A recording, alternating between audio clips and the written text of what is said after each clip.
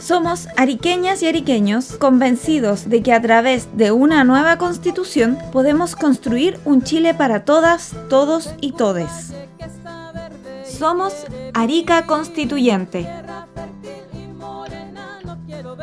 Hola, somos Arica Constituyente, mi nombre es Stephanie Cousin y junto a Daniel Soto les damos la bienvenida a nuestro noveno podcast denominado Migración, Comunidades Migrantes y Constitución. Agradecemos como siempre a la banda local CIPAS, quienes nos facilitan su música con la que damos inicio a todos nuestros programas. En esta oportunidad vamos a conversar con Andrea Alvarado, socióloga de la Universidad de Chile y doctorante en Sociología de la Universidad de Pensilvania, y Elmer Catarina, ex cónsul de Bolivia en Arica. ¿Cómo están? Bienvenidos. Hola, chiquillos. Gracias. Todos desde la ciudad de Limani. Súper, bienvenidos. Y bienvenida Andrea también. Bueno, antes de conversar, de iniciar la conversación, voy a dejar con Daniel, quien va a comentar a modo introductorio un poquito la temática y luego, al finalizar, ya vamos a conversar la temática de migraciones. Daniel. Entonces, esto que voy a leer a continuación es una línea editorial que va a introducirnos un poco a la temática y a los diferentes puntos que queremos conversar en este nuevo podcast. La Declaración Universal de los Derechos Humanos sostiene en su artículo número 13 que, punto 1, toda persona tiene derecho a circular libremente y a elegir su residencia en el territorio de un Estado. Y 2, toda persona tiene derecho a salir de cualquier país, incluso del propio, y a regresar a su país. El Estado de Chile, a través de la Ley 20.507 del año 1974, establece una libertad de tránsito estricta y bastante poco flexible, anteponiendo una serie de límites al flujo de personas y fijando el fenómeno de la migración a una arista relacionada con el control y la seguridad nacional, supeditada al Ministerio del Interior. El gobierno de Sebastián Piñera, al comienzo de su segundo mandato presidencial, fomentó una reforma a la ley de migraciones, estableciendo en su minuta de ruta 3 ejes de los cuales buscaba hacerse cargo, los cuales eran: 1, precariedad laboral y habitacional; 2, incremento de la trata de personas; y 3, abuso del sistema, ya que las personas que ingresan mientan sobre el objetivo de su visita al país. No obstante, frente a estos 3 puntos, su actuar político se concentró en el último de ellos, agudizando las contradicciones sociales entre población nacional y extranjera y promoviendo una práctica política que se tradujo en hechos profundamente racistas y xenófobos. La población migrante ha contribuido de diversas maneras en la construcción y consolidación del tejido social chileno. Sus costumbres han calado profundamente en diversas formas de manifestación cultural, las cuales han servido para el repertorio de la vida social, política y económica de los sectores populares. La frontera norte de Chile sabe con bastante propiedad los aportes que han hecho las poblaciones migrantes al desarrollo cultural y económico de la región. No obstante, así como los sectores populares del país, buena parte de las comunidades migrantes vivencian una serie de precariedades económicas y sociales, las cuales se ajustan al proceso de explotación de una mano de obra barata que queda indefensa ante los abusos del capital. Por otro lado, muchas veces las políticas racistas y xenófobas de agentes del Estado terminan denostando la dignidad no solo de las familias migrantes, sino que también la de los chilenos que conviven y habitan junto a ellos. Sin embargo, así como un sector importante de la población chilena salió a manifestarse en las protestas del 18 de octubre del 2019, las y los migrantes también mostraron su solidaridad con el pueblo chileno, haciéndose parte en el mismo estallido social que permitió abrir el nuevo momento constituyente que experimenta Chile. Bueno, frente a ese escenario y en virtud de lo que comenta Daniel, van a surgir distintas preguntas en torno a esta conversación, a esta reflexión, a este debate, principalmente en torno a cuál es la situación actual que viven los y las migrantes en Chile, cuáles podrían ser sus aportes en relación a las comunidades migrantes frente a este proceso constituyente que se está abriendo ahora en nuestro país también, y por qué es importante cambiar la Constitución para otorgar una mejor calidad de vida a las comunidades migrantes que viven en nuestro país. Entonces, en base a esto, me gustaría tal vez partir contigo, Andrea, desde tu profesión como socióloga y con experiencia también en temáticas migratorias, poder abordar también, tal vez desde una manera más bien estructural o más macro, cuál es la situación de las personas migrantes en el Chile de hoy, para después complementar también con la postura y la visión que pueda tener Elmer, que nos pueda contar desde su experiencia como ex cónsul y como ciudadano también, cómo ha visto él la experiencia migrante boliviana y cuáles han sido los límites o las trabas también que se le ha puesto a las poblaciones migrantes. Partimos contigo, Andrea. ¿Cuál es la situación entonces o cómo lo visualizas tú? Súper, bueno, primero quería agradecer la invitación de Arica Constituyente, agradecerles a ustedes en particular y a todo el equipo, y sobre todo agradecer la oportunidad de poder compartir esta conversación con ustedes y con Elmer, que la verdad que su experiencia va a ser sumamente enriquecedora para esta conversación, así que creo que es un lujo poder estar en este panel, en esta conversación.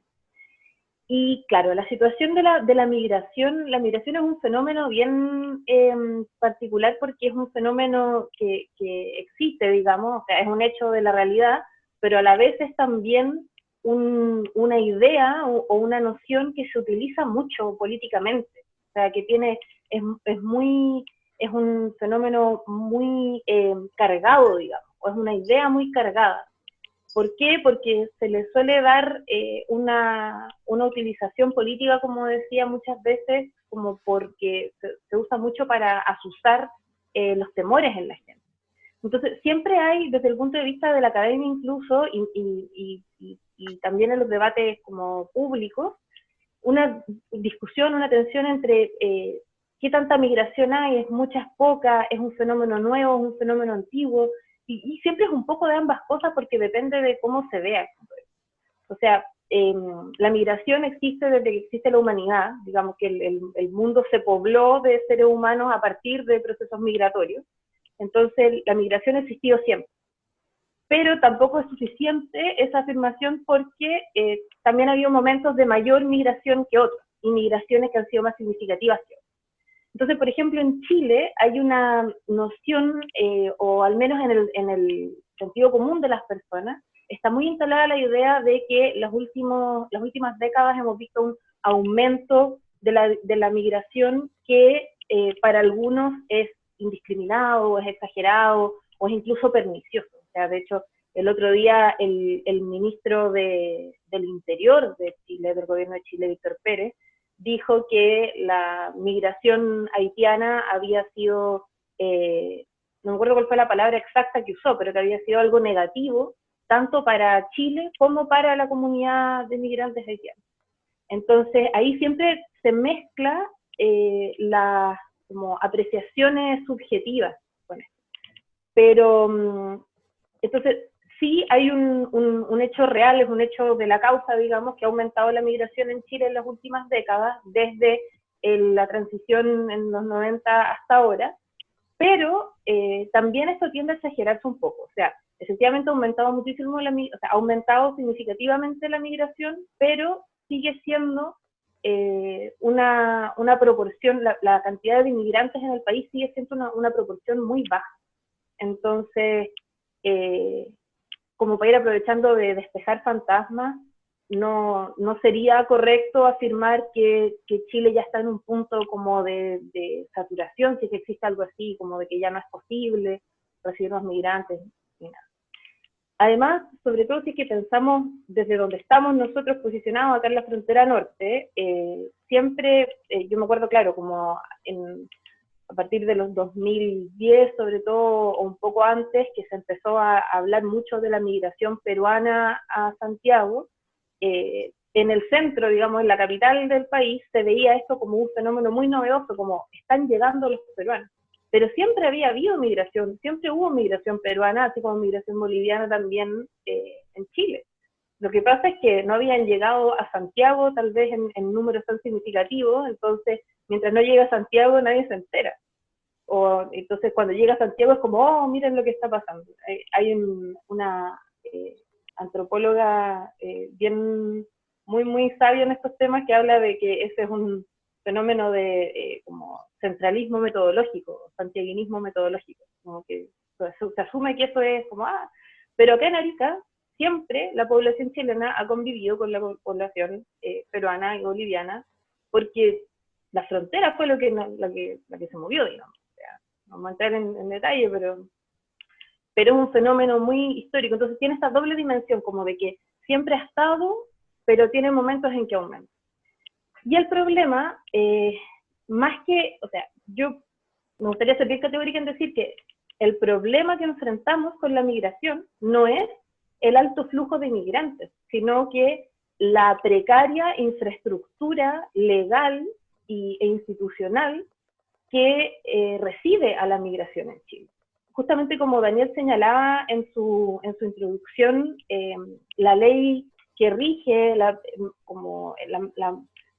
la mayor parte, digamos, la migración en Chile es una ley que data del 74, 75, plena dictadura, y que además no es una ley integral sobre migraciones, es una ley de extranjería, que tiene el foco puesto exclusivamente en sancionar quién puede cruzar la frontera o no, y desde un punto de vista muy defensivo, muy de la defensa nacional, muy militar, que es muy anticuado, una perspectiva muy anticuada, muy arcaica y muy desfasada con la realidad global actual. Entonces, y eso se combina con que, claro, hubo a partir en el primer gobierno de Piñera un intento por hacer una reforma. Luego, con el gobierno de Bachelet se introdujo otro proyecto y después Piñera II volvió a introducir el primero. Y la verdad que, o sea, claro, efectivamente hay una necesidad urgente de una transformación normativa que permita dar mejores herramientas como para resolver los conflictos o las necesidades que surgen con esta migración y que además se diversifica, porque claro, primero en los 90 teníamos la migración peruana más como voluminosamente y después fue cambiando, o sea, después empezaron a llegar más población migrante de otros países de Sudamérica, luego tenemos el gran influjo de Haití, después en el fondo como consecuencia de la crisis que se dio en ese país a partir del terremoto, crisis institucional, etcétera, y finalmente el tiempo más reciente, el gran influjo de personas desde Venezuela, entonces se iba diversificando.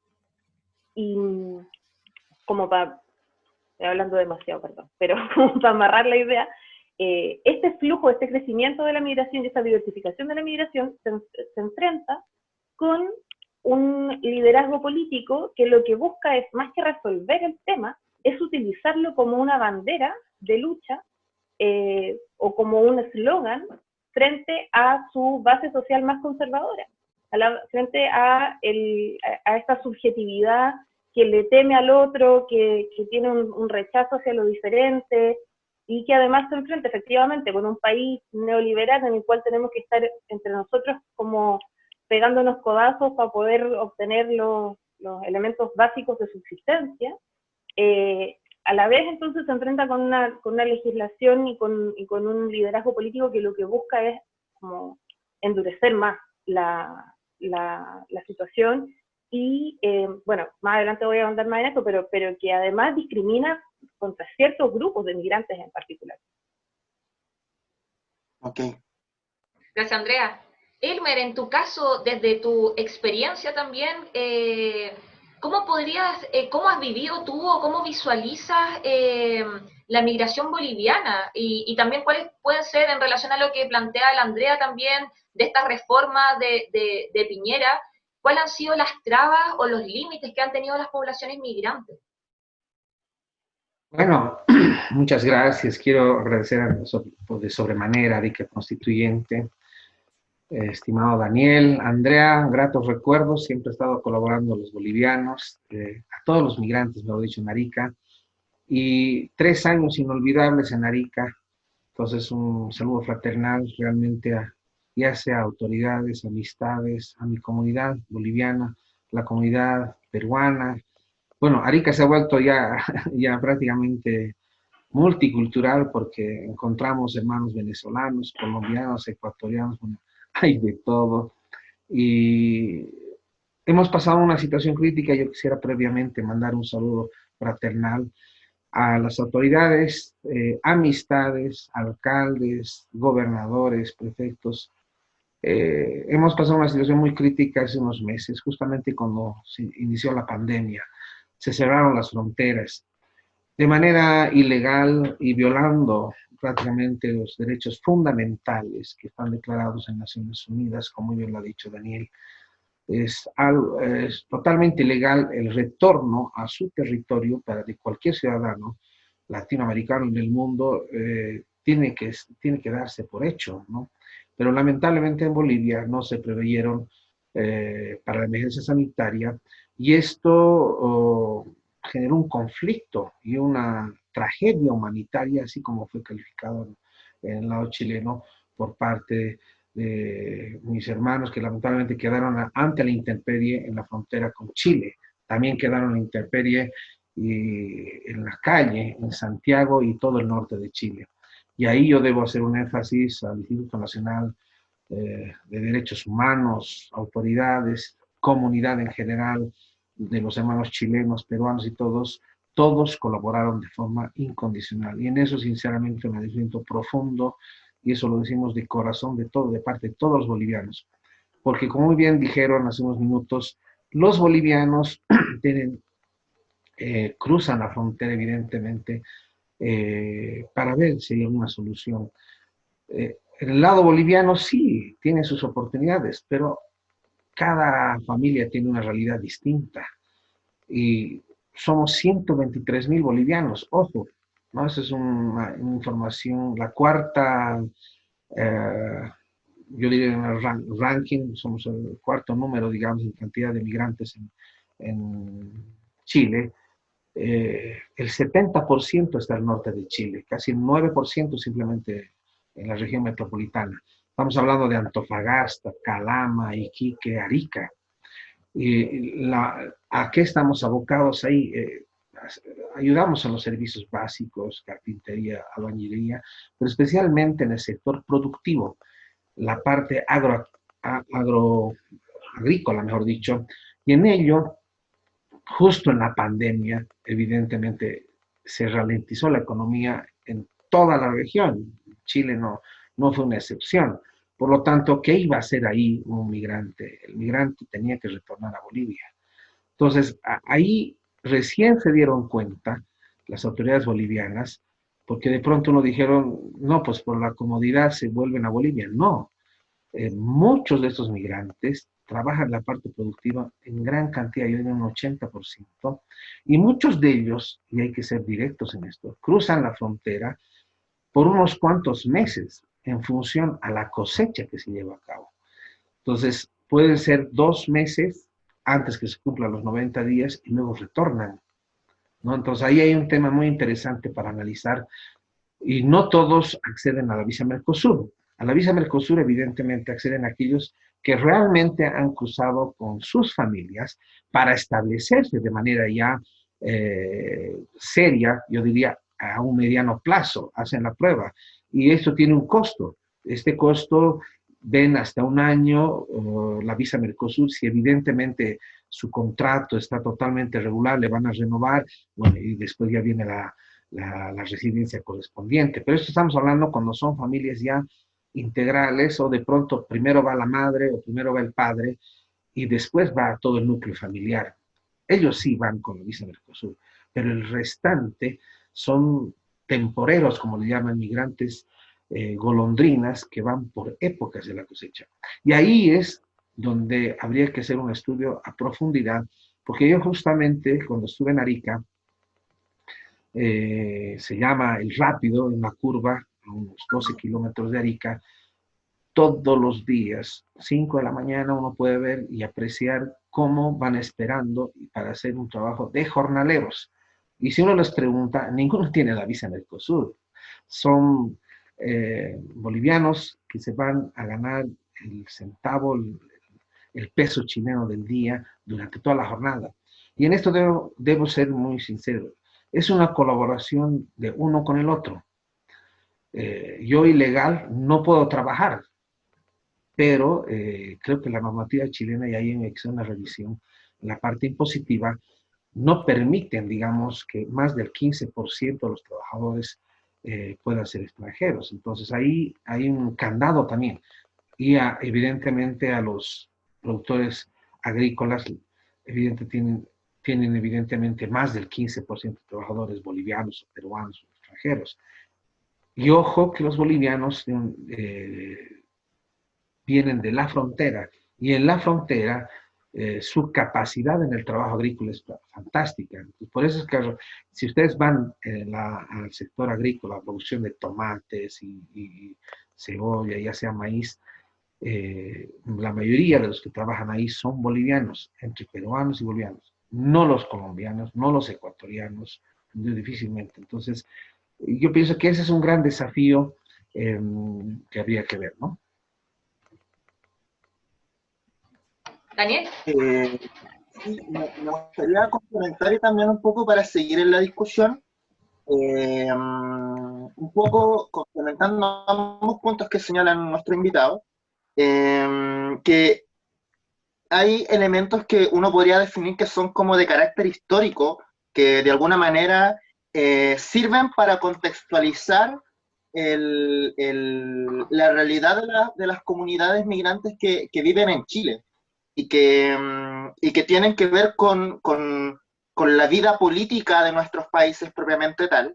Y ahí lo ligo con lo que señala la Andrea respecto de los contextos de la coyuntura política y particularmente la coyuntura política que se vive hoy día en América Latina. Y por otro lado, como las constantes o los movimientos estructurales que se han vivenciado a nivel social, también en nuestros países y en el Cono Sur. Respecto de lo primero, y ligándolo un poco con lo que señalaba en un comienzo la Andrea, o sea,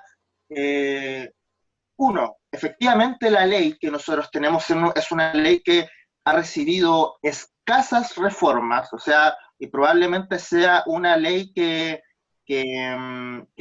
si lo contamos desde su inicio en 1974, es una ley que se generó en dictadura, que se redactó en un contexto histórico muy particular que tiene que ver con el mundo de la Guerra Fría. Por consiguiente, es una ley que está pensado también en las lógicas del enemigo interno, del otro, del extranjero, como un posible enemigo. Y no en balde, quien se hace cargo de regular la migración es el Ministerio del Interior, en otra medida el Ministerio de Relaciones Exteriores, pero principalmente el Ministerio del Interior, pensando en la lógica de esta relación amigo-enemigo, ¿no? Y por otro lado, hay algo que es interesante, que tiene que ver con el contexto en el que se da la migración en este momento en América Latina, con la asonada de estos gobiernos conservadores que justamente, como lo decía Andrea, tienen esta perspectiva de agudizar las contradicciones entre la población nacional y la población extranjera al alero de sacar dividendos políticos. Piñera lo ha hecho mucho, lo sabemos, hizo este acto de verdadero racismo institucional cuando expulsó a la población haitiana en aviones, que fue verdaderamente un acto grotesco. Pero para ello era un gran éxito. Claro, pero por otro lado también vemos, por ejemplo, lo que ha pasado en Bolivia con este golpe de Estado que se dio a la institucionalidad democrática boliviana con el actual gobierno de la presidenta actual, y que nuevamente instaura una retórica conservadora para afrontar todos estos problemas.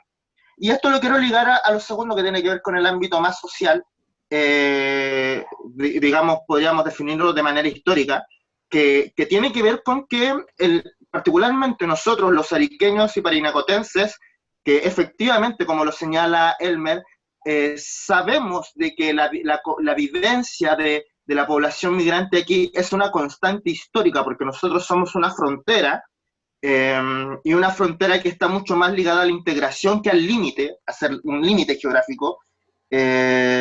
hemos convivido toda la vida con población entre peruanos, bolivianos y chilenos. Mi mamá es boliviana, mi abuelo, mis ancestros son bolivianos y son aymaras.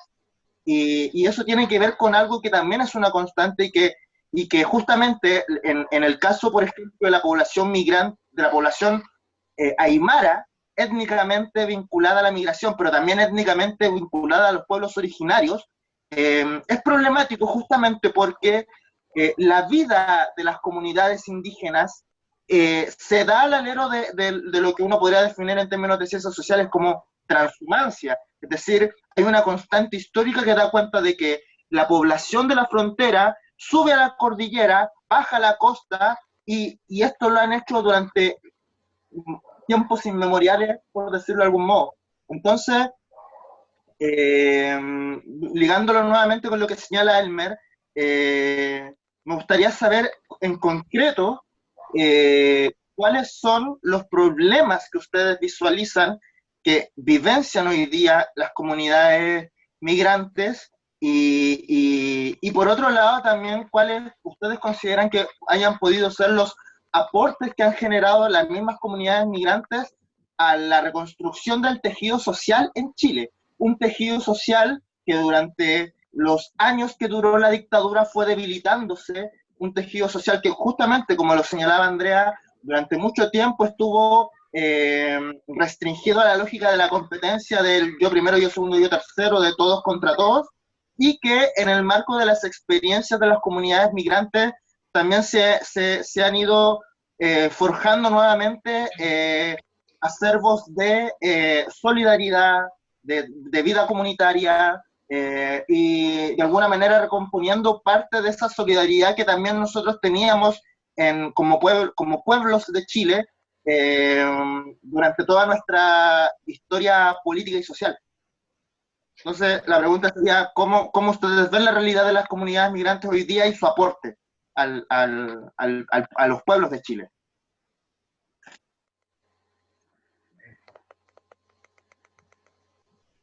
¿Cualquiera de los dos? ¿Quién quiera? ¿Andrea? Dale tú, Elmer, ahora. Demos la Un ping-pong. vuelta el orden. Claro que sí. Yo pienso que en los problemas son muchos, ¿no? Eso es cierto, y creo que qué mejor que ustedes, y les agradezco. Yo creo que debía haber empezado con una introducción, pero así, muy concreta, pero estamos viendo un golpe de Estado, y es tengo que decirlo de manera tácita, ¿no? Enfática, mejor dicho, un golpe de Estado que nos está llevando a un descalabro económico, no solo un descalabro, una crisis sanitaria, cultural, y esto hace que en estos momentos nos encontremos en un conflicto político que en años no lo habíamos hecho. Bolivia estaba encabezando un crecimiento económico en los últimos 14 años, a pesar de la crisis financiera.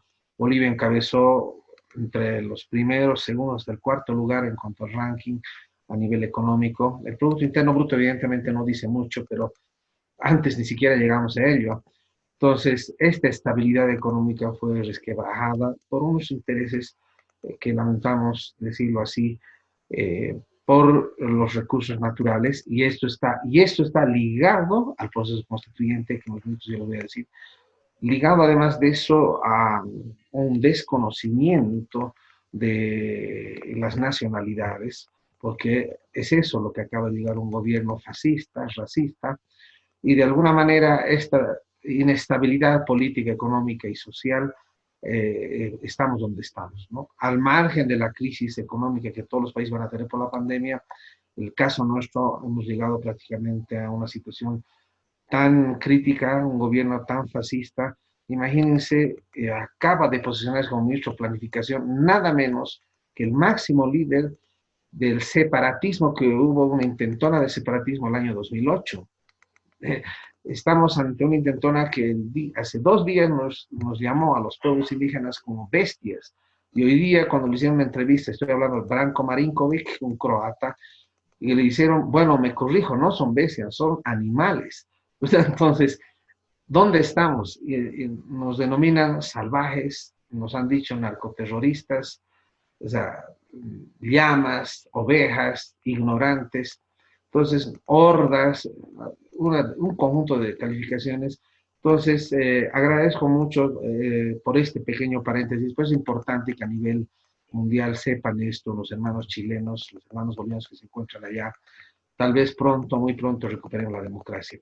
Y con eso, ¿qué quiero decir? Que esto es importante. Justamente el año 2003 y años previos hubo este tipo de conflictos. Por esto se generó el proceso constituyente. Había una agenda por la recuperación de los recursos naturales, porque habíamos ingresado un modelo neoliberal, un modelo liberal que tendía hacia el consenso de Washington, la privatización, el achicamiento del Estado, el libre mercado, y evidentemente venimos desde la época de la República, donde para ellos simplemente había que apuntar hacia una única nacionalidad, una sola identidad, el mestizaje, no reconociendo a los pueblos indígenas. Y estos pueblos indígenas, que somos mayoría, en los censos estamos reconocidos como minoría. Y a partir del año 1992 y posteriores censos, se llegó a demostrar que los pueblos indígenas en Bolivia éramos el 62%. Entonces, yéndonos un poco al proceso mismo constituyente, para un poco entrar al debate, y dónde podemos aportar nosotros bolivianos que estamos ahora allí en Arica, yo diría que un primer elemento es el reconocimiento mismo de ser un Estado plurinacional. El orgullo de tener la huipala como un símbolo nacional que antes no estaba tomado en cuenta. El orgullo de tener el reconocimiento de las 36 naciones indígenas en Bolivia. Y esto no estaba. Y somos un Estado laico. Pero ¿de dónde surge esto? Porque de pronto nos encontramos y dijimos, ¿cuáles deberían ser los íconos? Deberíamos ir hacia un Estado plurinacional basado en qué? Basado en la discriminación, en la exclusión, en un Estado monolítico prácticamente, y hay un Estado racista. Y esto nos llevó a que de alguna manera empecemos a discutir, y fue esto. Yo diría que esa es una de las mayores riquezas de los bolivianos que se encuentran allá actualmente en Chile. Yo pienso que cada uno de los bolivianos podría decirlo con mucho orgullo: yo pertenezco a un Estado plurinacional. Ese es un primer elemento. Un segundo elemento que es importante, y esto significa, no es un reconocimiento simplemente a la lengua, no es un reconocimiento simplemente a la lengua, es un reconocimiento a los grupos, a las naciones con poder de decisión. Ese es un elemento clave, con poder de decisión en las políticas públicas. Este es un tema, y cuando digo un poder de decisión significa el saber reconocer la justicia indígena, ¿no? El saber reconocer los derechos colectivos, ¿no? Hablamos sobre los derechos, que es algo tan importante, y justo en esas épocas, miren, primero el Estado plurinacional, luego el tema de derechos. Justo en esas épocas, cuando estábamos debatiendo el tema de derechos, nuestros dirigentes, muchos de ellos del Pacto de Unidad, hablo en especial, habían estado relacionados con los dirigentes, con las reformas que había en Ecuador. Y en Naciones Unidas, justamente estaba hablando sobre los derechos de los pueblos indígenas. Esta es la otra riqueza que hemos sabido aprovechar nosotros. Y ahí se impuso el tema de justicia comunitaria, los derechos colectivos, y este es un manejo muy interesante. Y el otro eje fundamental que también valdría la pena introducir es sobre el tema de la tierra-territorio. Tierra-territorio, ¿por qué es tan fundamental? De pronto, si somos mayoría en Bolivia, los aymaras, los quechuas, en primer lugar, pero las demás 30 naciones indígenas, dijimos, ¿por qué no ser el Collasuyo? ¿Por qué no ser la nación aymara? ¿No? Parece bonito, pero el tema de las autonomías tenía una discusión tan fuerte porque por el lado del oriente, donde están las tierras bajas, ellos querían plantear las autonomías, pero con otra intención, con el federalismo. O sea, Bolivia no está preparada, no decimos que el federalismo esté mal, no está preparada. Y ahí había la intención de independizarse. Este es el gobierno que ha ingresado ahora. O sea, imagínense, nosotros hemos creado una asamblea constituyente, esta es la experiencia boliviana, para poder liberarnos de esas tendencias y más bien buscar las autonomías indígenas. Este 4% tomó este gobierno a través de un golpe de Estado y ahora quieren retomar esto de la independencia. Entonces, es un tema muy interesante, pero no se puede hablar simplemente de una autonomía como tal. Esto es importante recalcar. En las tierras bajas, los hermanos del Oriente decían, al momento, está bien, en el lado occidente son fortalecidos los aymaras, están fuertes los quechos, pero acá nosotros estamos en una constante lucha con los latifundistas, con los grandes terratenientes, los propietarios de las grandes empresas madereras. ¿Cómo lo hacemos? Este es el debate al cual pienso que los hermanos que están allá en Santiago, en Ica, podrían compartir, porque hemos entrado a este constante debate y hemos puesto un candado. Hemos puesto un candado. No se pueden privatizar los recursos naturales. Si de pronto encontramos un recurso petrolero, maderero, esto es con permiso de los pueblos indígenas. Los recursos naturales son del Estado, pero tiene que haber un candado acá. Y esta es una riqueza fundamental donde, digamos, podríamos intercambiar opiniones para poder seguir adelante. Y un último elemento muy rápido sobre los recursos naturales. Nosotros el año 2003 habíamos entrado con la guerra del gas, y el año 2000, guerra del agua, porque evidentemente, luego de un modelo neoliberal donde se había privatizado los servicios básicos, imagínense el agua, un incremento de más del 300%, ¿no? Eso era inaceptable.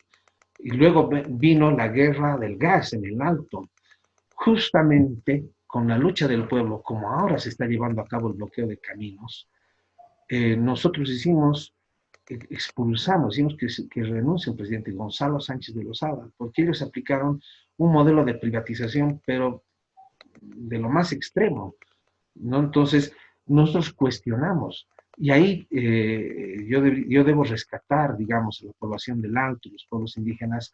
Ellos, en lugar de ser egoístas y estar en sus casas, salieron a las calles a defender con un sentido de nación y decir, los recursos naturales no pueden privatizarse de esta manera.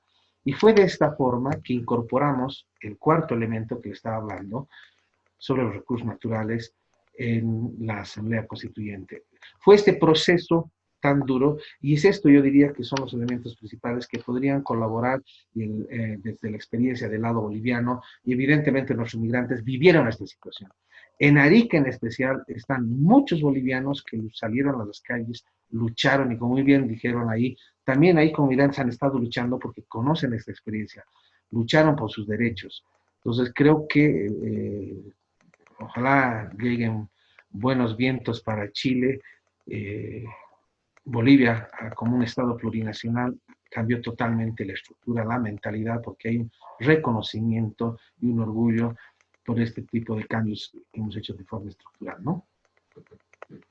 Gracias, Elmer. No sé si Daniel o Andrea les gustaría complementar en torno a lo que comenta Elmer, en torno a estas contribuciones también, y en base a la experiencia. Bueno, Elmer tiene su experiencia también como representante, ¿cierto?, en el proceso de sistematización de estos ejes temáticos del proceso constituyente en Bolivia, que no es menor, que lo relató, ¿cierto?, en donde hay ciertos ejes temáticos a considerar que a nosotros también como pueblo, como Chile, nos parecen crucial y totalmente relevantes.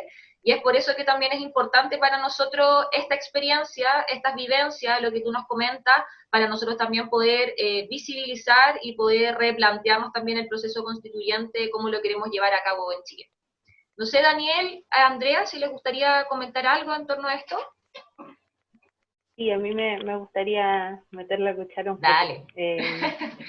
Primero, que encuentro demasiado interesante y muy, muy preciso, muy claro lo que plantea Elmer. Efectivamente, la experiencia en particular de Bolivia es sumamente interesante, creo yo, solamente con lo que tiene que ver con con cómo consolidar en la manera de organizar la sociedad una mentalidad diferente, digamos, una mentalidad que contrasta muchísimo con el sentido común neoliberal al que estamos tan acostumbrados ya en Chile. Y creo que podríamos decir de alguna manera que así en términos generales, tal vez uno de los aportes que hace sin intención de hacerlo, simplemente porque ocurre. Las comunidades migrantes, particularmente de Sudamérica, que son la mayoría en Chile, es recordarnos que Chile efectivamente es parte de América Latina, ya es parte de Sudamérica, porque se construyó en nuestro imaginario durante mucho tiempo esta idea, esta fantasía de que éramos casi una nación europea, de que éramos casi como que era un accidente geográfico, una mala jugada geográfica el hecho de que estuviéramos aquí y no estuviéramos en Europa, digamos. Justamente la antropóloga que mencionaba antes, que es la Menara Guisardi, tiene un artículo bien bonito que habla de cómo en parte la identidad nacional se construyó, la identidad nacional criolla, digamos, chilena, así como del centro, se construyó en parte a partir de la hostilidad con Perú y Bolivia a partir de la Guerra del Pacífico. Y bien lo sabe la gente acá de Arica, bien lo saben las comunidades ariqueñas, sobre todo las comunidades aymara y más aún los afrodescendientes, cómo a partir de la Guerra del Pacífico se generó todo un proceso del proceso de la chilenización que buscó de manera activa marcar esa diferencia y establecer además una jerarquía a través de la represión violenta, pero a través también de la instalación de ciertas ideas en la educación, en la manera en que se nos narra la historia, la manera en que se nos enseña qué es lo que somos, esta idea de que, el resto, como sobre todo Perú y Bolivia, que son la frontera acá directa, pero en general los otros sudamericanos son todos como, no sé, nosotros estamos mucho más avanzados, ellos viven en una situación arcaica, prehistórica casi, en cambio nosotros que estamos, o sea, jaguar de Latinoamérica. Siempre hay un artículo, perdón que sea tan académica, pero es que de ahí hay ejemplos interesantes, pero hay un artículo en que menciona como ejemplo así paradigmático de esto, el hecho en que el año 92, a la Feria Internacional de Sevilla, Chile, el pabellón de Chile, lo que llevó para representar al país fue un iceberg, un trozo de hielo. O sea, ¿qué mensaje más claro de tratar de decir, como no tenemos nada que ver porque claro, o sea, tenemos pueblos originarios que tienen una cultura riquísima, somos parte de un continente que tiene una cultura en términos sociales, políticos, culturales, económicos, científicos, totalmente enormes, pero no, invisibilizado. digamos, totalmente invisibilizado. ¿Y qué hizo Chile? Llevar un iceberg a España, a Sevilla, al pabellón de Sevilla, para decir, miren, si somos como los nórdicos. Y la migración, las comunidades migrantes, lo que han hecho al hacerse parte de nuestra sociedad, ha sido recordarnos que no, que somos parte de América Latina, somos parte y por mucho que esto a alguna gente le genere pánico, le genere angustia pensarlo, es una realidad. Y es una realidad que además nos unifica en términos políticos. Y eso es fundamental, creo yo, a partir de lo que decía él. Los pueblos de América Latina están viviendo luchas muy similares y enfrentando conflictos que son muy similares a los conflictos que está enfrentando la gente aquí. O sea, el pueblo de Chile también se está enfrentando a situaciones muy complicadas en términos de cómo nuestra vida, nuestra subsistencia, nuestra vinculación con nuestro entorno, con nuestra tierra, con nuestra cultura, con nuestra tradición, se ve amenazada por el avance absolutamente descontrolado y avasallador del capital en sus diversas formas. Ya sea, por ejemplo, constituyendo zonas de sacrificio en las cuales la contaminación y la extracción desenfrenada en pos de producir ganancias para el capital destruye comunidades enteras, destruye poblaciones. O sea, hay millones de ejemplos. Entonces, en el fondo, hay un trasfondo como que va más allá del tema institucional, más allá del tema de quién nació dónde, de qué papel, o sea, de qué dice tu certificado de nacimiento o tu pasaporte, que tiene que ver con experiencias comunes de lucha y de reivindicación, y que es muy valioso poder incorporar esas experiencias.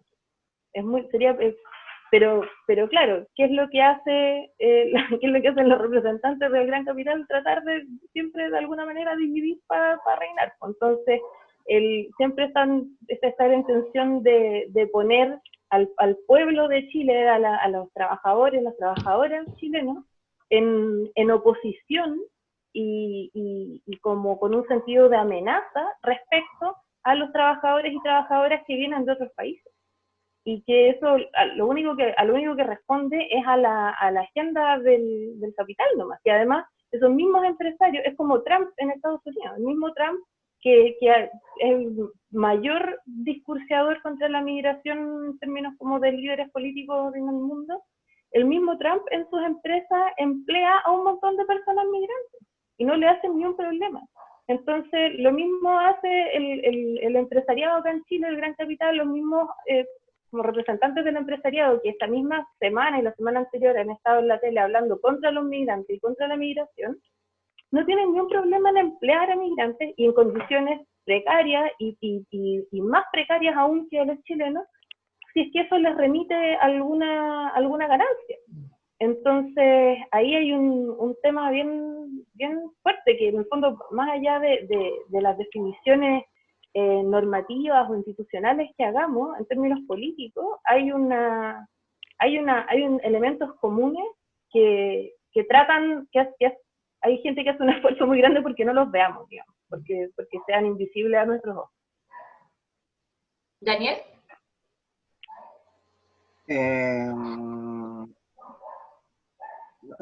Como siguiendo con la pauta de preguntas, y recogiendo parte de lo que Andrea ahora último, así como también lo que él me era planteado,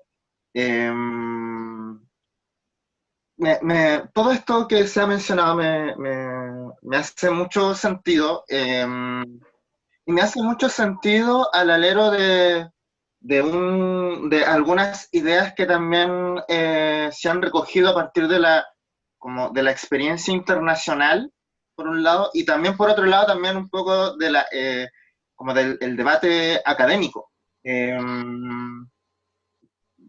Porque me recuerdo un poco como esta frase de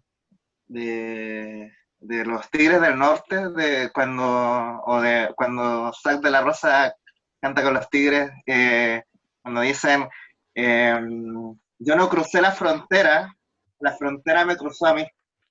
Y eso es muy como real, sobre todo acá en el norte, porque efectivamente la población peruana, acá, el norte de Chile antes de ser chileno fue peruano.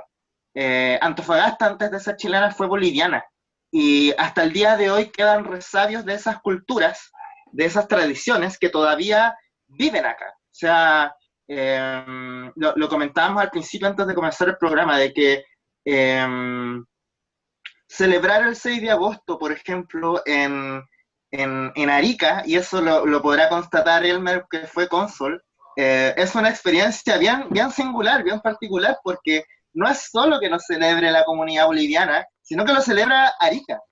Y lo celebra porque muchos de nosotros, ariqueños y ariqueñas, tenemos ascendencia boliviana, que emigró en la década del 40, 50, 60, particularmente en tiempos del Puerto Libre de la Junta de Adelanto, se radicó acá, forjó familia, y hasta el día de hoy siguen haciendo su vida económica acá, vinculada ya sea al ámbito de los servicios, pero también al ámbito agrícola, como muy bien lo señala Elmer, pero además son comunidades que no han perdido su vínculo con su patria de origen, con Bolivia. Los flujos migratorios son súper relevantes porque además nos dicen mucho de una economía distinta, una economía de frontera. Y eso en el ámbito como académico se les suele denominar la paradiplomacia, porque son herramientas, son algo así como dispositivos que no están articulados por el Estado, pero que no obstante eso son existentes como tal, porque tienen cierta capacidad de autonomía y que se rige por la sociedad civil más que por el Estado. Y que nosotros bien lo sabemos. Claramente, o sea, eso, la tradición aymara lo sabe muy bien porque lo vivimos.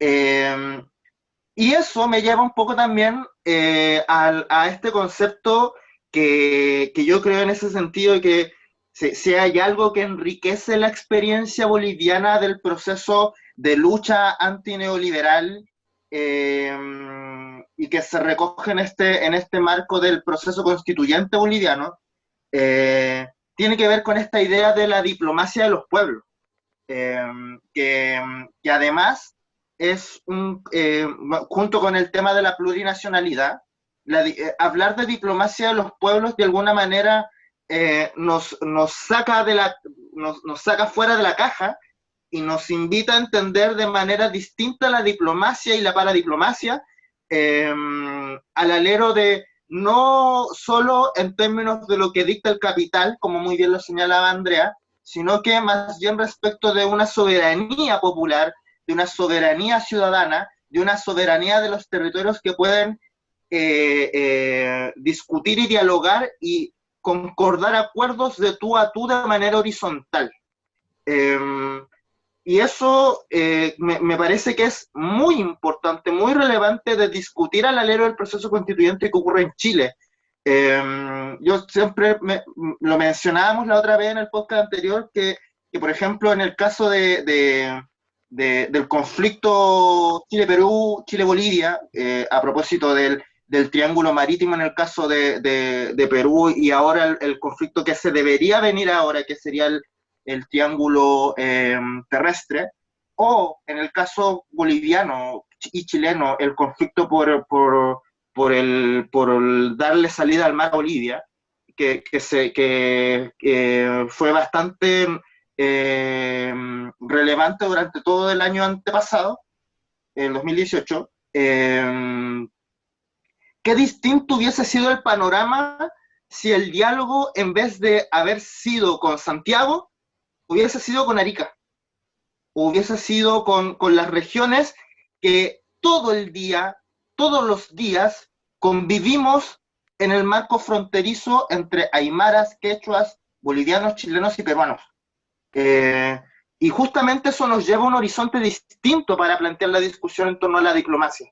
Entonces, desde esa arista me gustaría recoger un poco su apreciación con estos puntos señalados y hacia dónde debería avanzar el proceso constituyente en Chile al alero de recoger estas experiencias que están forjándose ahora justamente dentro de los sectores populares, dentro de este nuevo tejido social que se está recomponiendo y qué aristas ¿cómo ven el proceso constituyente en Chile? Desde la perspectiva migrante y desde la perspectiva de los pueblos de América Latina.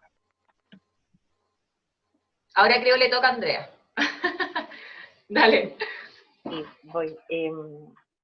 Sí, creo que hemos puesto elementos súper interesantes en la mesa, han salido elementos súper interesantes en la conversación, y creo que es efectivo, o sea, creo que es muy importante lo que señalaba Daniel ahora último, esto de que las relaciones entre los pueblos y las naciones se dan en la vida cotidiana, independiente de cuál sea el tono de las discusiones o conversaciones o diálogos que se den a nivel más formal, digamos, de la diplomacia entre los países. O sea, sobre todo en un lugar como Arica, que vivimos en la frontera, esa experiencia para la gente es cotidiana. O sea, aquí todo el mundo, yo no soy de Arica, pero llevo ya un par de años acá, y mi experiencia es que aquí la mayoría de la gente tiene vínculos muy fluidos, ya sea con Perú o con Bolivia, o ambos, ya sea porque hay familia ahí, o porque hay, no sé, una relación comercial o laboral, pero es lo que ocurre en la vida cotidiana. Entonces, y creo que eso además también ocurre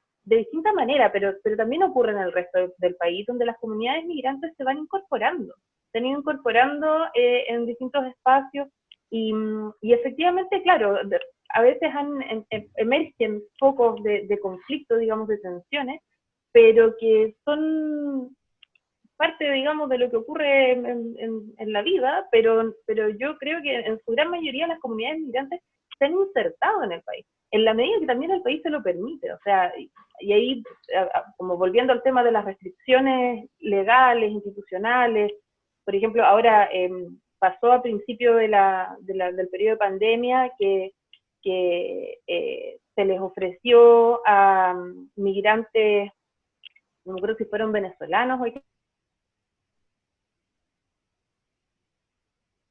para, como digamos, en este contexto de también muchos migrantes queriendo volver como a pasar el periodo de crisis, digamos, en su país de origen, pero que el gobierno le estaba poniendo como condición firmar un compromiso de no volver en 9 años. Y de no retorno, claro, de no retorno en 9 años, además de no solicitar asilo, refugio político. Son cosas que además de ser absolutamente inhumanas y discriminatorias, son atentatorias contra los tratados internacionales que Chile suscribe. O sea, una cosa muy aberrante. Entonces, por eso como insistir en lo que decía en un principio de que el problema no es la migración, como en términos de la cantidad de gente o las personas que sea que vienen, sino que el problema son las barreras institucionales que se instalan. Y cómo hay una utilización política de eso. O sea, otro ejemplo como bien puntual es cómo en los últimos años el gobierno por decreto, porque ya que no ha podido pasar la ley migratoria, lo que ha hecho ha sido cambiar ciertas condiciones vía decreto. Y en esos decretos, por ejemplo, los últimos años lo que han hecho ha sido exigirle visa consular a algunos grupos de migrantes, porque no a todos. O sea, si llega un suizo, un alemán, un estadounidense, no hay ningún problema, pero por ejemplo, a los haitianos se les empezó a exigir que tenían que sacar una visa en el consulado en Haití antes de poder viajar. Y ese tipo de restricciones lo único que hacen es aumentar la migración indocumentada, porque la gente migra no porque el país de destino lo autoriza, la gente migra porque es un fenómeno de la realidad, ¿no? Y en el marco del proceso constituyente también ha habido cierta resistencia. Bueno, digamos que hay un sector de la sociedad minoritario, creo claramente a esta altura, conservador, que quiere hacer que este proceso, o sea, que ojalá para ellos este proceso no existiera, y en segundo caso, si es que existe, que sea lo más restringido posible, porque son las personas que históricamente se han beneficiado del modelo de sociedad que tenemos actualmente, entonces no quieren que cambie nada. Y desde esos grupos ha habido todo tipo de intentos por hacer el proceso constituyente lo más restrictivo posible. O sea, en general, como para la población en general, como por ejemplo ahora que se le ocurrió a la UDI que no haya posibilidad de una convención constitucional, sino que sea un congreso el que decida todo, donde no se asegura paridad, no se asegura acceso a pueblos originarios, no se asegura absolutamente nada que implique mayor representatividad y diversidad, pero también ha habido como ciertas restricciones a la participación de las comunidades migrantes. Yo leí una columna reciente de un colega mío, el sociólogo Eduardo Taller, que es muy experto en temas de migración, y que planteaba que, por ejemplo, cuando la comisión técnica que transformó en proyecto de ley, digamos, el acuerdo que da paso al plebiscito, y el plebiscito originalmente para abril, ahora para octubre, en la redacción se hablaba de que la ciudadanía podía votar, como que la ciudadanía iba a votar en el plebiscito. Y ahí hay un tema que yo no estaba súper al tanto de esto, pero ahora leyendo a mi colega Eduardo, me quedó bien claro, y claro, fue un tema que las comunidades migrantes tuvieron que disputar, porque en Chile, para cualquier votación, digamos en términos regulares, elecciones de representantes, presidentes, parlamentarios, lo que sea, el requisito para los extranjeros es tener la residencia definitiva, o tener la residencia en el país hace 5 años. Y las personas que han residido en el país desde hace 5 años pueden votar. En cambio, para cuando se redactó este proyecto de ley de reforma constitucional, se escribió en términos de que los ciudadanos podían votar. Y según la Constitución, ciudadanos son solo quienes hayan nacido en Chile o sean hijos de padres chilenos, ¿ya? Entonces, en una primera como lectura de esto, la población migrante habría quedado automáticamente fuera. Y claro, ahí se movilizaron las comunidades migrantes y el mundo académico, distintos actores de la sociedad civil, y entiendo que se arregló eso y el CERVEL como que cambió esa restricción para que las personas pudieran votar. Pero todavía está pendiente el tema de quienes, por ejemplo, pueden postularse a ser representantes, a ser constituyentes en la Asamblea. Y eso, actualmente, si se aplica la normativa que está vigente así tal cual, es súper restrictivo porque además de tener la residencia, o sea, ya poder votar, se requiere un tiempo más extra, como 5 años más desde que se tiene ese derecho a voto, para poder postularse a algún cargo de representación. Entonces, más allá de lo técnico, lo que a mí me interesa recalcar es que las comunidades migrantes son actores de nuestra sociedad, son parte de nuestra sociedad, son parte de nuestras comunidades, son personas con las que convivimos, con las que trabajamos, con las que los hijos van al colegio, no son algo, o sea, no están ajenos. Están como en una, claro, no están ajenos, viven lo que vivimos todos los chilenos y chilenas en nuestra vida cotidiana, se enfrentan a las mismas dificultades y hacen los mismos esfuerzos por construir comunidad y el espacio donde vivimos.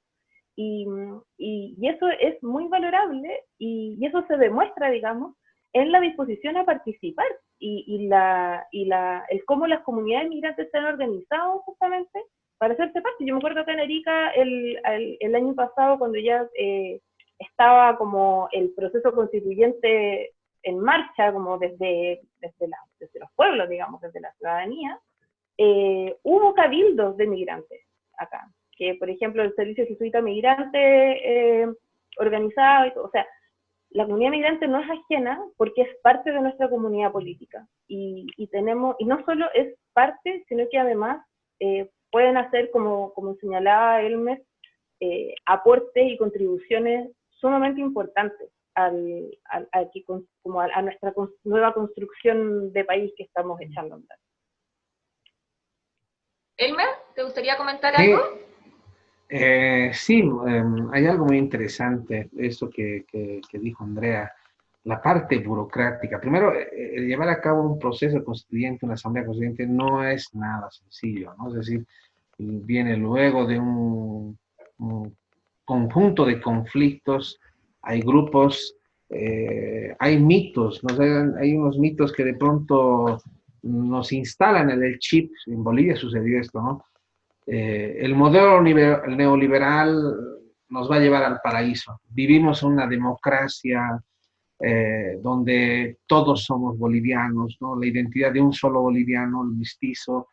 No vamos a entrar en crisis, pero ¿dónde estaba el tema del derecho de las mujeres? ¿Dónde estaba ahí estaba la exclusión de los indígenas?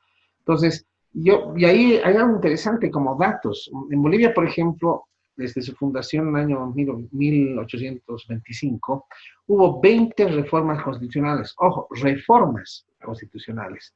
Luego vino en 1938 con Germán Bush, estaba derecho a la huelga y otros términos más. Luego en 1967, y el año 1967, luego en 1995 se hizo una pequeña reforma, el año 2004 también. Esto a manera de contener esta fatiga de los bolivianos mismos, porque no se sentían identificados con la cuestión política del Estado. Y recién el año 2009, evidentemente el 7 de febrero ya tuvimos la nueva Constitución Política del Estado. Pero fue un conjunto de luchas, y esto parte de este mito de que todo está bien, no necesitamos mayor reforma. Esto, con toda razón, tiene razón Andrea, esta contención de los sectores más conservadores, evidentemente, piensan que todo está bien. ¿Para qué los cambios? No son necesarios. Cuando en realidad estamos viendo ante cambios fundamentales. A ver, veamos en el tema de migrantes, un dato muy interesante y encontré. yo estaba queriendo ver cómo estamos los migrantes o cómo están los migrantes en una situación de pandemia. Me encontré con un dato muy interesante. Esto es de la División de Población de Naciones Unidas, del DPNU, y de un estudio del CELADE, División de Población de la CEPAL. Y dice algo muy interesante. A la fecha nosotros somos 648 millones de habitantes. ¿No? 648. Al año 2030 se van a incrementar casi más o menos vamos a llegar a casi 700 millones. Y uno puede decir, bueno, entonces la curva sigue subiendo, sigue subiendo. No, atención, en 40 años, y esto está demostrado, en 40 años va a empezar el declive. Pues vamos a empezar a entrar a un ritmo similar al de Europa. En eso sí podemos, coincido con Europa, coincido con Andrea cuando decimos, queremos igualarnos con Europa. En eso sí nos vamos a igualar. Vamos a entrar en una situación de vejez y una declinación tremenda, pero toda la región latinoamericana. Entonces vamos a entrar a un ritmo europeo. Vamos a necesitar sí o sí apoyo de las zonas migrantes y de los propios migrantes de la región latinoamericana. En este caso va a ser un apoyo. Por ejemplo, un solo caso, les doy Italia. El valor en cuanto al tema productivo que les dan los jóvenes migrantes, hijos de los migrantes, es pues tremendo en la economía italiana. Lo han tenido que admitir, no les queda otra. Más allá de la visa Schengen, han tenido que aceptar esta situación. Esa es la realidad que se nos viene. Entonces, en toda la región latinoamericana, en las constituciones, ya sea Asamblea Constituyente o la reforma de su propia constitución, algún cambio tiene que haber, porque esa es la realidad que se nos viene. Ese es un tema muy importante. Sobre la diplomacia de los pueblos, yo pienso que Arica como tal, a mí me sorprendió, le soy sincero, más allá de cómo quiera pintarse a Chile a través de un iceberg, no sé si es así, el carnaval que se lleva a cabo en Arica es el carnaval más grande de Chile. No necesariamente la cueca es la que se representa ahí. Está bien para el aniversario de Chile, puede ser, pero ahí, señores, estamos viendo una diplomacia, pero de los pueblos fundamental. ¿Quién no baila caporales? Morenada. O sea, ahora están los Salay, que por cierto mando un gran abrazo a todas las fraternidades de los bolivianos que allá, ellos realmente han hecho una diplomacia de los pueblos y de pronto uno ve y dice que en medio de que uno no sabe identificar quién es chileno, quién es boliviano, bailando al son de las bandas bolivianas, chilenas, bandas de bronce llaman allá, ¿no? Por cierto, y eso es inevitable. Es una diplomacia del día a día. Hay otra diplomacia que es la cultural propiamente. La huipala traspasó fronteras. Uno va hasta Iquique y para ingresar, digamos, al municipio, ahí es una bandera de la huipala. Yo diría que inclusive institucionalmente es más utilizada que en propia La Paz. Ustedes pueden ver aquí en la ciudad de La Paz está la bandera de La Paz y la bandera de Bolivia. Pero ustedes van a Arica, está la bandera de Chile, evidentemente, pero está también ahí la huipala. El 21 de junio, que trasciende totalmente, estamos festejando algo que es el Año Nuevo Aymara. Si hablamos respecto a la cultura, el pasado mismo, antes no había fronteras. Entonces, nosotros vemos ahí que hay una cultura, no recuerdo muy bien el nombre ahí, que tiene más de 10.000 años de antigüedad, o sea, más, ¿perdón? Chinchorro. La cultura chinchorro tiene una antigüedad, data de una antigüedad mayor a la cultura egipcia. Entonces estamos hablando de que evidentemente ahí están, cuando hablamos, Daniel, del tejido social, este es el tejido del día a día, este es el intercambio. No solamente es lo comercial, está lo cultural. Entonces, uno va al Valle de Azapa y entonces uno comparte la comida. Yo le soy sincero, de pronto alguien que ve con la vista un tanto opaca, no se da cuenta. Los hermanos bolivianos, evidentemente, no van a dejar de ninguna manera la cultura de la cual vienen sus abuelos, su sangre, su origen. Pero a la vez, la riqueza de una migración es algo tan interesante, ¿no? No sé si es integración, pero adopta también la cultura a donde llega. Y de pronto vemos a los bolivianos con acento chileno, pero a la perfección. Y yo les voy a ser sincero en esto. Yo me fui, por ejemplo, a, cerca de la frontera, a un pueblo, y yo tenía que hacer un registro de cuántos bolivianos había. Y entré a una iglesia, ahí estaban todos los bolivianos. Yo les dije, ¿quién es del Bolívar y el Stronger? Porque ahí me decían que ahí estaban las familias de los bolivianos. Y nadie levantaba la mano de los niños. Ninguno de los niños. Y algo raro, porque son bolivianos. Y ahí el padre me dijo, a ver, diga de Colo-Colo. Así. ¿Quiénes son de Colo-Colo? Ah, todos los niños levantaban la mano ahí. Entonces, se sabían así de memoria el nombre de los miembros de la selección de Chile, pero es fantástico, ¿no? Entonces, esta es la riqueza. Yo pienso que es esto que te doy toda la razón cuando decimos en cuanto al aporte de los migrantes, ya hay que darlo por hecho. El aporte cultural automáticamente da la identidad nacional, la identidad de la cultura que hay en el norte, que por más que uno lo quiera negar, hay es una identidad aymara chilena, una identidad quechua chilena, y entonces la misma identidad que las mapuches. O sea, hay una riqueza de unas nacionalidades indígenas en Chile, pero fantásticas, y que por cierto yo quiero reconocer al pueblo mapuche. Yo diría que el pueblo mapuche incluso es la más fuerte, la más enraizada, más que la aymara, más que la quechua, porque hasta el día de hoy, digamos, están defendiendo su identidad, su cultura, su cosmovisión, y en esto es un ejemplo de lucha, ¿no? Entonces, esto es importante como aporte, ¿no? Lo otro, evidentemente, finalmente, yo quiero decir, esto que mencionaba Andrea, es momentáneo utilizar y hablar contra los migrantes, le da un rédito a los políticos, generalmente a los más conservadores, ¿no? Llega la época electoral y hablar contra los migrantes, fantástico, uno se gana los votos, pero poco a poco esto va creciendo. Yo diría la cantidad de migrantes que hay actualmente en Chile y esta integración que existe a nivel de la diplomacia y los pueblos va a empezar a reconfigurar el mapa político. Algunas sorpresas se darán seguramente en el mediano plazo. Nada más.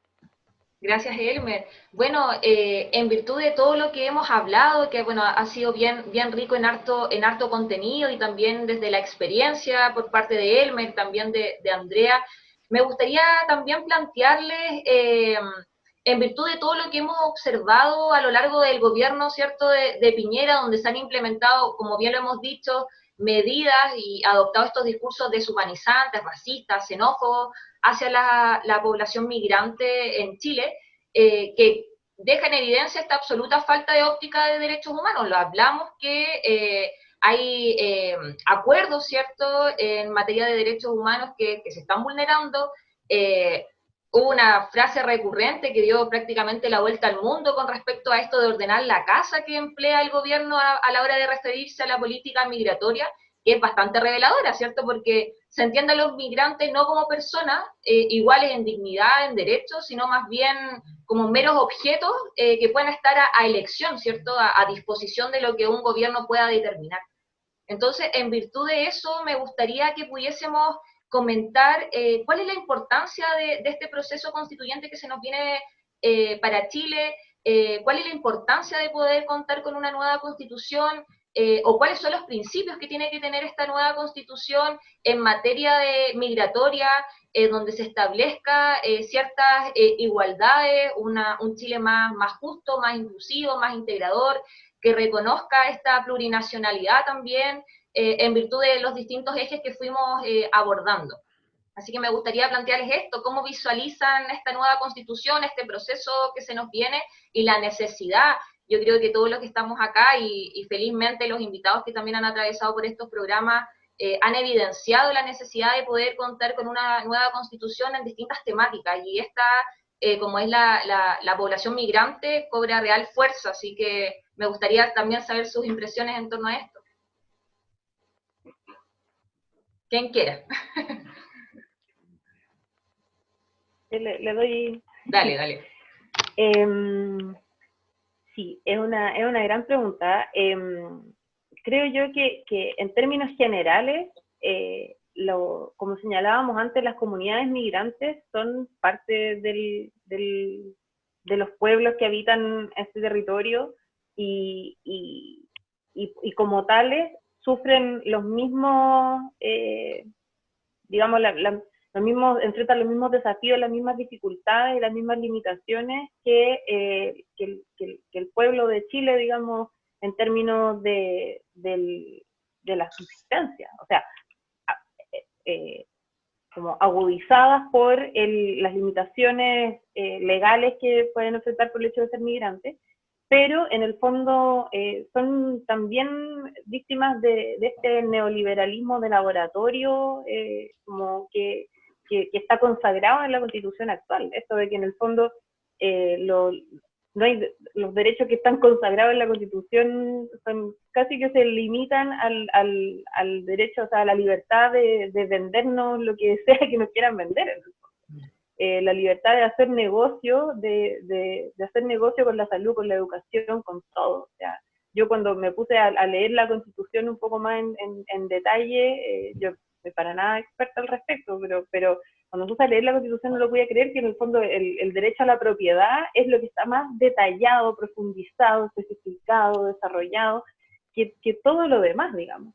Entonces, en la medida en que como país, como nación, podamos construir una constitución, elaborar una constitución que garantice el buen vivir para todos los pueblos, eso va a ir en beneficio de todas las personas. Y fundamental lo que señalabas tú, el hecho de que tiene que estar consagrado sin lugar a dudas, porque claro, la constitución es el marco que en el fondo engloba y estipula lo que es posible establecer en términos de leyes.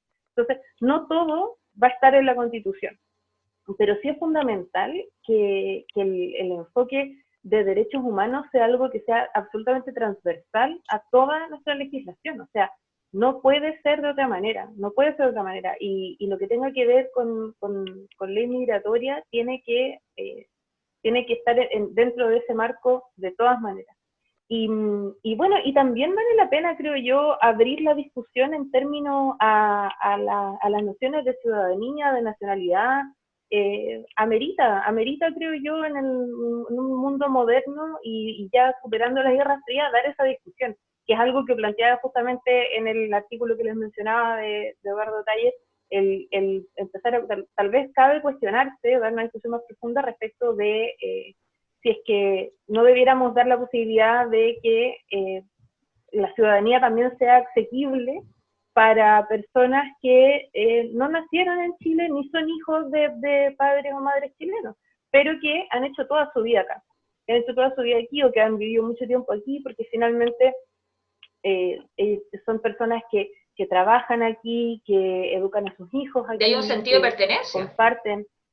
Efectivamente, hay un sentido de pertenencia y que en el fondo ha enriquecido nuestra cultura de múltiples formas. Y un poco como para cerrar, basta ya de esta idea como descafeinada de la multiculturalidad que se remite solo a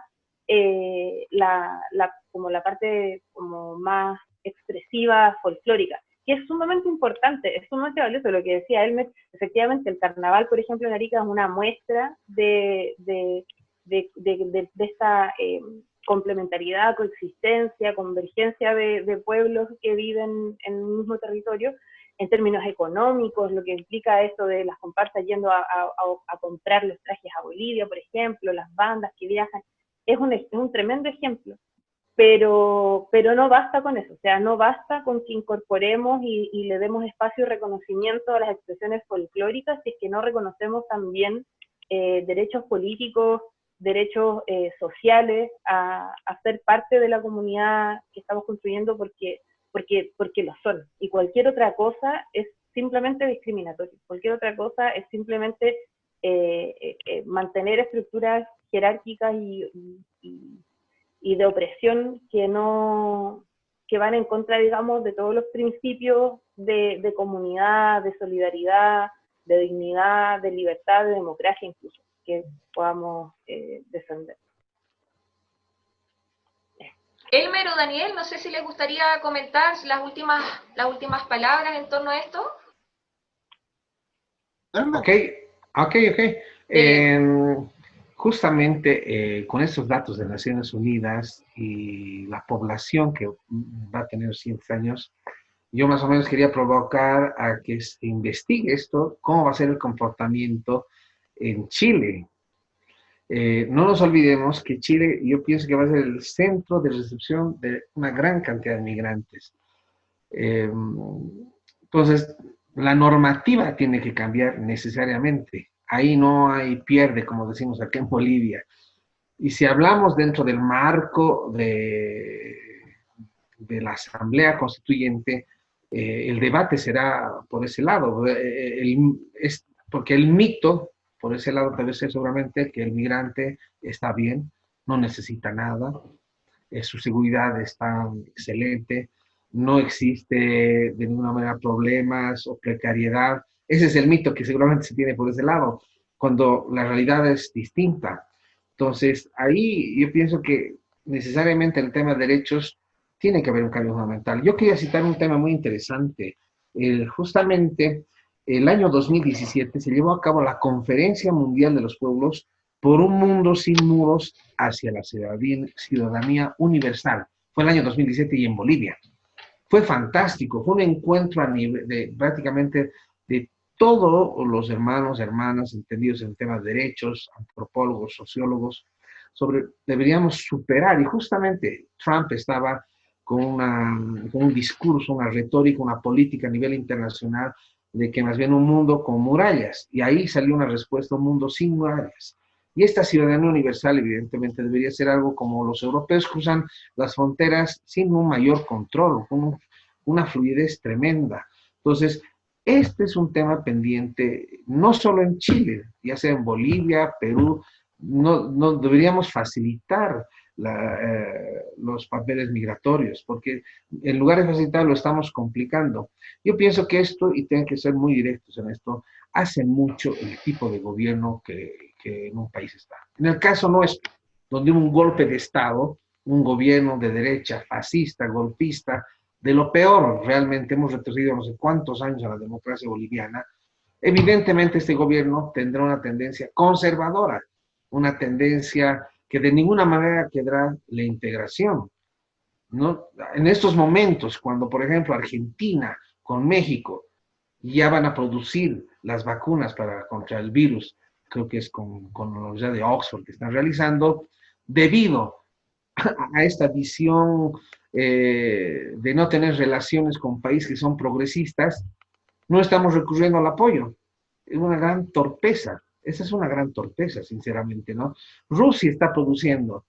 China, a través de la CELAC, eso es importante, la CELAC, que evidentemente es un marco a través del cual nos hemos integrado de mejor manera en los últimos años, va a apoyar con más de $1.000 millones para la lucha contra la pandemia. Pero este gobierno de derecha conservadora de ninguna manera está integrado al CELAC. Otra oportunidad. Entonces, esto es importante, el tipo de gobierno que uno tiene. Entonces, yo pienso que en ese sentido hay que ser bastante atrevidos. En Bolivia nosotros hemos desafiado a ello y de alguna manera hemos buscado cómo poder mejorar esta situación. Yo pienso que en el lado chileno hay la esperanza de que se pueda llegar a este debate. Este debate es enriquecedor, es fantástico, porque se rompe ese mito de que todo anda bien. Es bastante conflictivo porque llega un momento de sinceramiento a través del cual uno ve y dice, pues también no habíamos estado. Y nosotros cometimos un pequeño error. Para la aprobación de la Asamblea Constituyente, los artículos, necesitamos los 2/3 de la Asamblea. Y no fue fácil, porque resulta que la mayoría tenía el poder.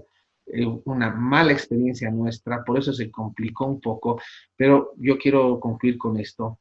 Una vez que pase este momento de sinceramiento en cuanto a derechos, y yo sinceramente les agradezco a los hermanos chilenos que hayan hecho un buen diagnóstico sobre los derechos de los migrantes, cuán importante es, porque creo que hace un momento, como dijo Andrea, y muy bien, también lo lo dijo Daniel, en el tejido social, en el día a día, el migrante, quieras o no, es chileno-boliviano, no es más boliviano, no es menos chileno, es algo inexplicable. Esa es la diplomacia de los pueblos y creo que tiene todos los derechos para poder participar y ser representante.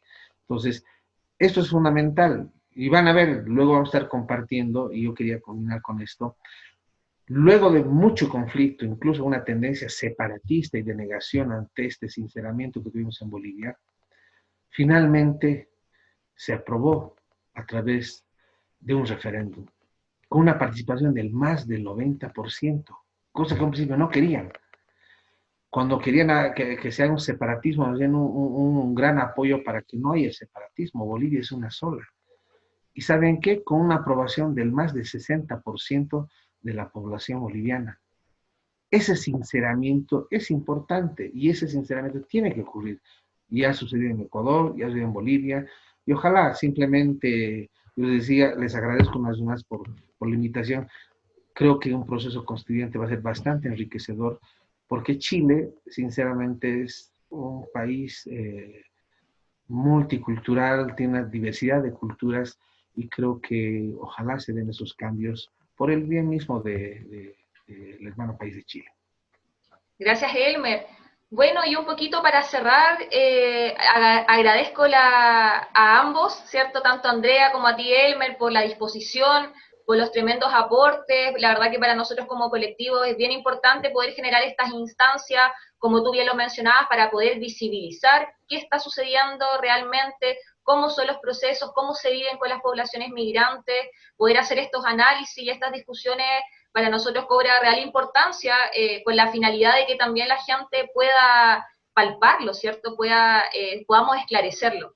Y bueno, para cerrar también dejamos a todos invitados a que nos sigan, a que nos escuchen Arica Constituyente por las distintas plataformas y obviamente que se involucren en este proceso constituyente que es importante para nuestro Chile, para poder construir entre todos y todas un Chile más justo, un Chile que necesitamos. Así que a involucrarse en este proceso constituyente y obviamente a votar a prueba convención constitucional este 25 de octubre. Así que les agradezco. No sé, Daniel, si quieres decir algo.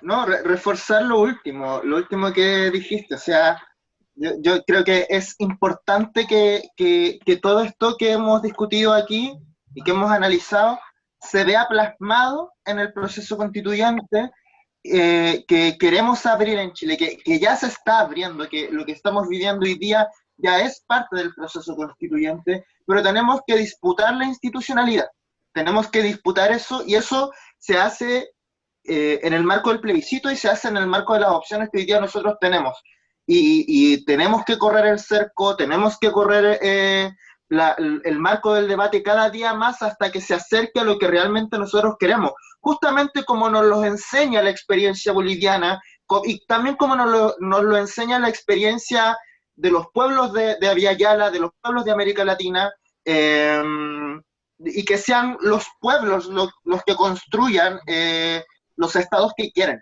Y en ese sentido hay que decir una y otra vez que la opción que va a permitir que estos cambios que nosotros anhelamos, que todas estas ideas que nosotros hemos esbozado se vean plasmadas verdaderamente en una asamblea constituyente, va a ser votando apruebo, nueva constitución y convención constitucional. Que no nos vendan la pescada de que comisión mixta va a ser mejor, falso. O sea, si nosotros queremos el estado actual de cosas, esa es la opción convención mixta. Si nosotros queremos total participación de la ciudadanía en el proceso de redacción de la Carta Constitucional, esa opción es convención constitucional.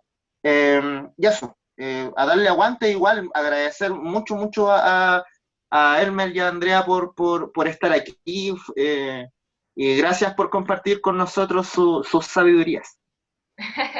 Gracias. Somos Arica Constituyente. Síguenos en Facebook, Instagram, Spotify y YouTube.